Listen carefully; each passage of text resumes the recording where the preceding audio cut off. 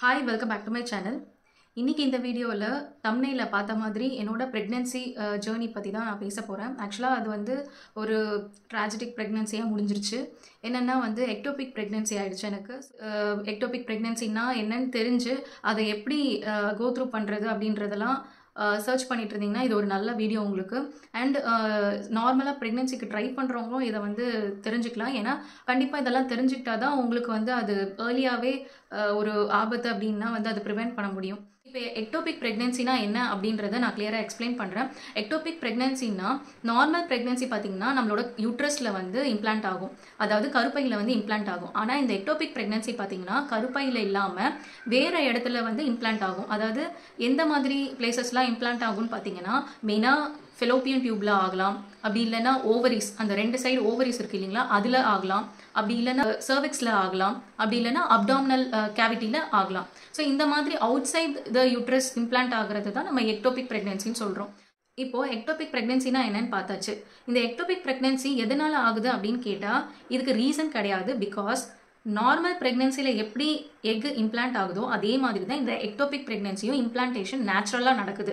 இது வந்து நம்மளோட லைஃப் ஸ்டைலால தான், இது நம்ம அஜாக்கிரதையாக இருந்ததுனால இப்படி ஆயிடுச்சு, இல்லை எக் குவாலிட்டி நார்மலாக இல்லையோ, ஒரு எக் குவாலிட்டி சரியாக இல்லாததுனால தான் அதால் மூவ் பண்ணாமல் அந்த ஒரு பர்டிகுலர் இடத்துல இம்ப்ளான்ட் ஆயிடுச்சோ அப்படின்னு சொல்லவே முடியாது.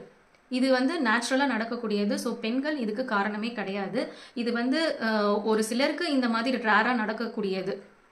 ஸோ அதனால் வந்து இது நம்ம மேலே வந்து ப்ளேம் போட்டுக்கணும்னு அவசியமே கிடையாது.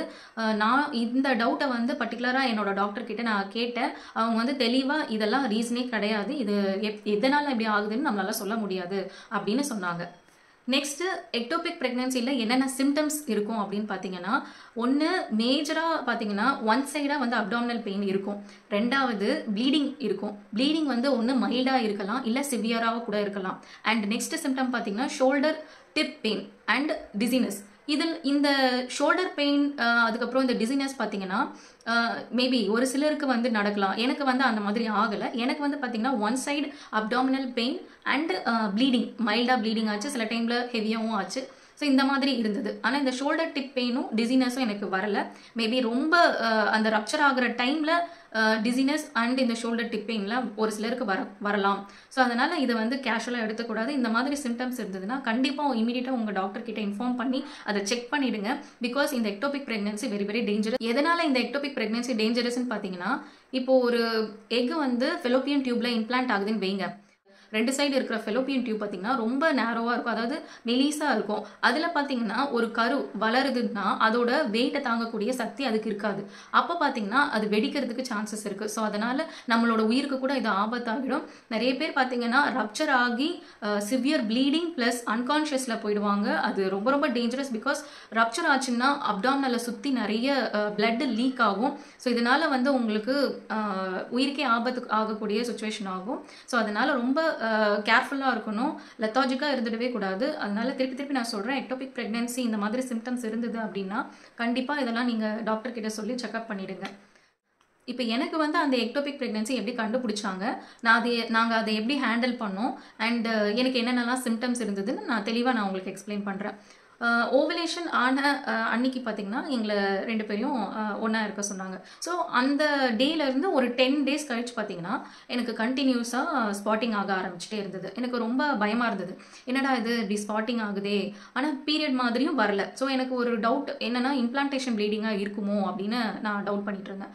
அப்போது நெட்லலாம் வந்து சர்ச் பண்ணும்போது பார்த்தீங்கன்னா இம்ப்ளான்டேஷன் ப்ளீடிங்காக கூட இருக்கலாம் அப்படின்னும் போட்டிருந்தது. இப்போது இந்த எக்டோபிக் ப்ரெக்னென்சியில் எனக்கு இந்த ப்ளீடிங் இருந்தது இல்லைங்களா, மைல்டு ஸ்பாட்டிங் மாதிரி.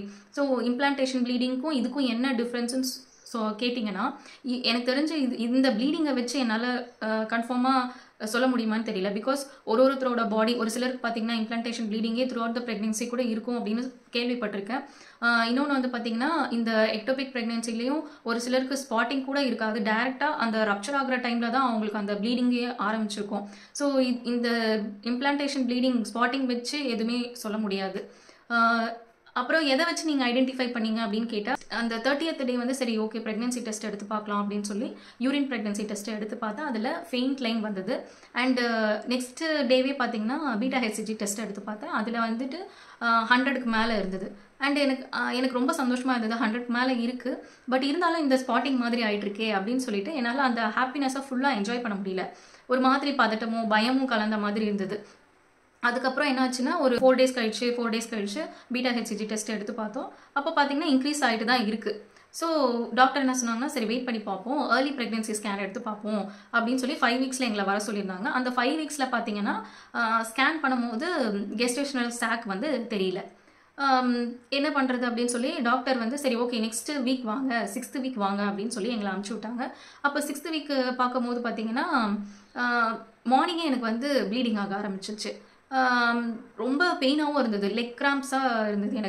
எனக்கு ஒரு வேளை பீரியட்ஸ் ஆக போகுது, அதாவது ப்ரெக்னென்சி வந்து லைக் அபவுட் ஆகிடுச்சு போல இருக்குது அப்படின்ற மாதிரி தான் எனக்கு ரொம்ப பயமாக இருந்தது.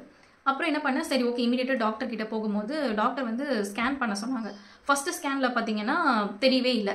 தென் டாக்டர் என்ன சொன்னாங்கன்னா, ஓகே நீங்கள் பீட்டா ஹெச்சிஜி டெஸ்ட் எடுத்து பாருங்கள் திருப்பியும் அப்படின்னாங்க. சரி பீட்டா ஹெச்சிஜி டெஸ்ட் எடுத்து பார்த்தோம், அதில் 3000 இருந்தது. ஸோ 3000 இருக்குது அப்படின்னா கண்டிப்பாக வந்து இந்த கெஸ்டேஷனல் சாக் வந்து தெரியும் அப்படின்னு சொல்லி திருப்பியும் டாக்டர் வந்து இன்னொரு டாக்டர் கிட்ட, அந்த ஸ்கேன் பண்ணுற டாக்டர் கிட்ட இன்சிஸ்ட் பண்ணி ஸ்கேன் எடுக்க சொன்னாங்க. அப்போ பார்த்தீங்கன்னா அந்த fallopian tube, right side fallopian டியூப்பில் வந்துட்டு இம்ப்ளான்ட் ஆகியிருக்கிறத பார்த்துட்டாங்க. கன்ஃபார்ம் பண்ணிட்டாங்க இது வந்து எக்டோபிக் ப்ரெக்னென்சி தான் அப்படின்னு. எனக்கு இதை வந்து எப்படி ட்ரீட் பண்ணுறது அப்படின்னு சொல்லி டாக்டர் கிட்ட கேட்கும்போது டாக்டர் என்ன சொன்னாங்கன்னா, ஃபர்ஸ்ட் நீங்கள் வந்து சர்ஜரி தான் பண்ணணும் அப்படின்னு சொல்லிட்டாங்க. எனக்கு சர்ஜரினா வந்து லைக் எப்படி டாக்டர் அந்த ஃபெலோப்பியன் டியூப்ல கொஞ்சமாக வந்து கட் பண்ணி அந்த கெஸ்டேஷனல் சாக் மட்டும் ரிமூவ் பண்ணிடுவாங்களா அப்படின்னு கேட்டேன்.